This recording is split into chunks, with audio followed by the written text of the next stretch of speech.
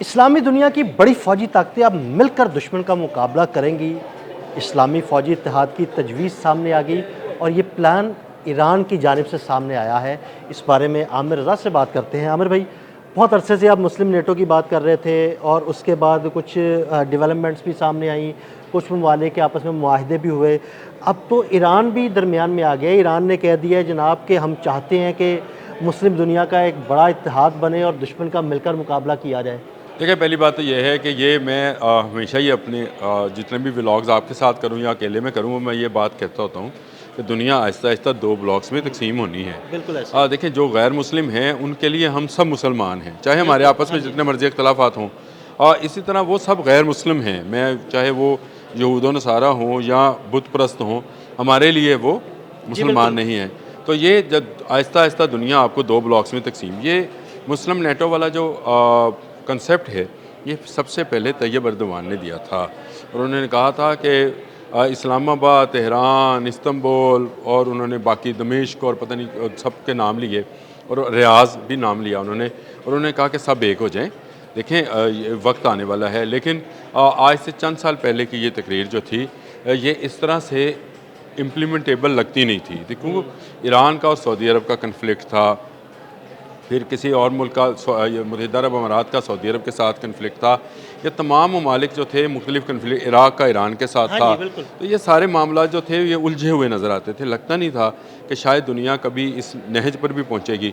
लेकिन आहिस्ता आहिस्ता मुस्लिम ममालिक में ये शऊर पैदा होना शुरू हुआ है। मैं ये समझता हूँ कि ब्रिगेडियर मजीद रज़ाई, जो कि कायम मकाम वज़ीर दिफ़ा हैं ईरान के, उनकी तरफ से ये तजवीज़ आई है और उन्होंने ना सिर्फ उन्होंने पाकिस्तान का नाम लिया, तुर्किया का लिया, मिस्र का लिया, सऊदी अरब का लिया। हाँ जी, बिल्कुल। ये एक बड़ी बात थी कि उन्होंने सऊदी अरब के साथ एक बड़े फ़ौजी इत्तेहाद की बात की, तुर्किया के साथ की, पाकिस्तान के साथ ईरान के तल्लुकात हैं, सऊदी अरब के साथ पाकिस्तान के तल्लुकात हैं, लेकिन ये तमाम ममालिक पर मुश्तमिल एक नेटो तर्ज की हुकूमत या ऑर्गेनाइजेशन बनाना, ये एक बड़ा कंसेप्ट है बिल्कुल। और इसमें सबसे बड़ी रुकावट खुद ईरान था किसी हाँ जी, ज़माने बिल्कुल। में। बिल्कुल, आपने बिल्कुल दुरुस्त कहा। और ये अब ये रुकावट दूर होती नज़र आती है, तो ये इम्प्लीमेंटेबल लगता है मतलब कि वो अगर रुकावट की वजह भी ये था ना कि खित्ते के जो ममालिक हैं, गल्फ़ के जो ममालिक हैं, उनके साथ इख्तलाफात थे, मामला ठीक नहीं थे। लेकिन अब ऐसे लग रहा है कि जैसे इन्होंने खुद सऊदी अरब की तरफ दोस्ती का हाथ बढ़ा दिया,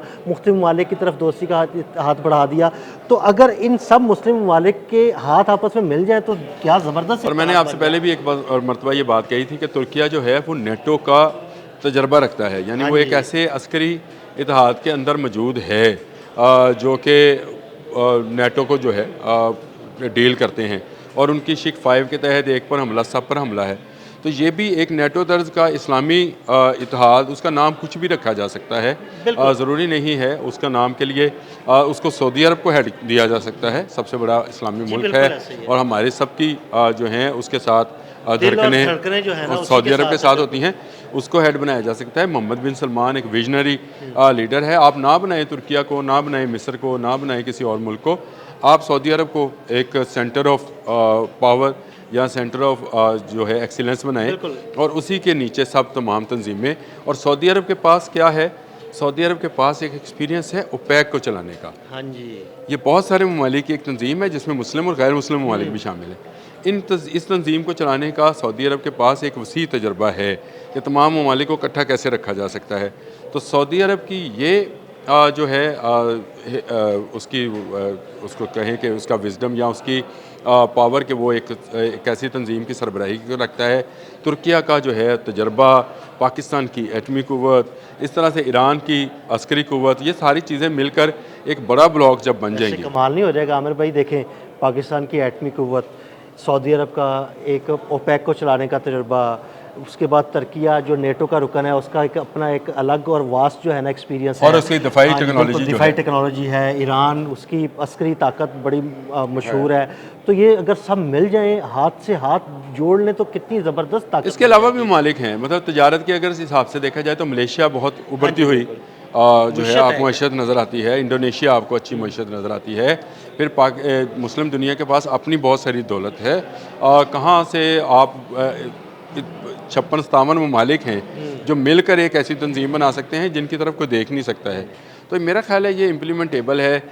जो आपने हमस को इस्तेमाल करना चाहे, मुस्लिम मुल्क इस्तेमाल करना चाहेगा तो उसके लिए फ्री तो ऑफ कास्ट बिल्कुल होएगा, free of cost होगी, और ऐसे जो दूसरे ममालिक इस्तेमाल करना चाहेंगे वो उसका टैक्स पे कर देंगे। तो ये बड़ा आसानी के साथ इस तंजीम को बनाया भी जा सकता है, चलाया भी जा सकता है। और मेरा ख्याल है ब्रिगेडियर मजीद जो कायम मकाम वज़ीर दिफ़ा हैं ईरान के, उनकी ये तजवीज़ बहुत हद तक मुझे इम्प्लीमेंट होती नज़र आती है। और मुझे नज़र आता है कि अगर इस वक्त तो खैर जंगी हालात हैं, अमेरिका सर पर चढ़ा हुआ है, मेरा ख्याल है अगर ये अब भी इस तंजीम के हवाले से सिर्फ यस की आवाज़ आए, मतलब लेट्स से सऊदी अरब कहते जी बिल्कुल ठीक है, सही। ना बनाए अभी तंजीम, और बाकी ममालिक भी जो हैं उसकी हाँ में सिर्फ हाँ मिलाएं, तो मेरा ख्याल है कि अमेरिका यहाँ से अगले दिन ही वापस चला जाएगा। यानी सिर्फ हाँ में हाँ मिलाने की बात यह है, अमेरिका डर के भाग जाएगा। बिल्कुल लाजमी बात है कि वो तमाम ममालिक के साथ मिलकर तो नहीं लड़ सकता। अगर तमाम ममालिक आहिस्ता आहिस्ता अपना हाथ बुलंद करना शुरू करें तो मेरा ख्याल है कि वो खौफ भी ख़त्म हो जाएगा जो अमेरिका का और इसराइल का है, और फिर इसराइल भी दुबक के बैठ जाएगा। चलो जहाँ पर है वहीं पे बैठा रहे, दुबक पे बैठेगा, और वो फिर उस तरह से एग्रेशन जैसे गज़ा में दिखाता है, फ़लस्तीन में, शाम में, लेबनान में, वो ख़त्म हो जाएगा। और ये तमाम ममालिक जो हैं इनको कोई सिक्योरिटी थ्रेट मां सिवाय इसराइल के नहीं रह जाएगा। और इसराइल की हैसियत जो है वो बिल्कुल छोटी सी एक खित्ते की है, इसलिए तमाम ममालिक अगर मिल जाएंगे, हाथ मिला लेंगे, एक अस्करी जो है कुव्वत बन जाएंगे। और ये सिर्फ ईरान की फ़ौज ईरान में रहनी है, मिस्र की मिस्र में रहनी है, सऊदी अरब की सऊदी अरब में रहनी है। लेकिन जब ये पता होगा कि जब ये हमला होगा तो फिर ईरान की तरफ से भी अटैक आ सकता है, ये सऊदी से भी आ सकता है, इराक़ से भी आ सकता है, शाम से भी आ सकता है। तो कोई मुल्क भी ये कोशिश नहीं करेगा कि इनके दरमियान में आए। अल्लाह पाक ने इनको पहले ही एक जत्थे और गुलदस्ते की शक्ल में रखा हुआ है, और ये अलग अलग कलर्स में ये फूल मौजूद हैं। अगर ये एक हो जाए तो मेरा ख्याल है कि दुनिया की कोई दूसरी ताकत जो है फिर इनकी कुव्वत के सामने जो है वो ज़ेर हो जाएगी, और ये नेटो से ज़्यादा मौसर इत्तेहाद होगा। हाँ जी। उसकी बुनियादी वजह यह है कि इनके पास तेल, गैस और मादनियात की इतनी बड़ी दौलत है, दुनिया भर की दौलत इनके पास है। तो यही जब दौलत ये अपने ममालिक में इस्तेमाल करेंगे तो तरक्की भी करेंगे, और फिर इनकी सिक्योरिटी के लिए किसी दूसरे मुल्क की खिदमत लेना भी ज़रूरी नहीं है।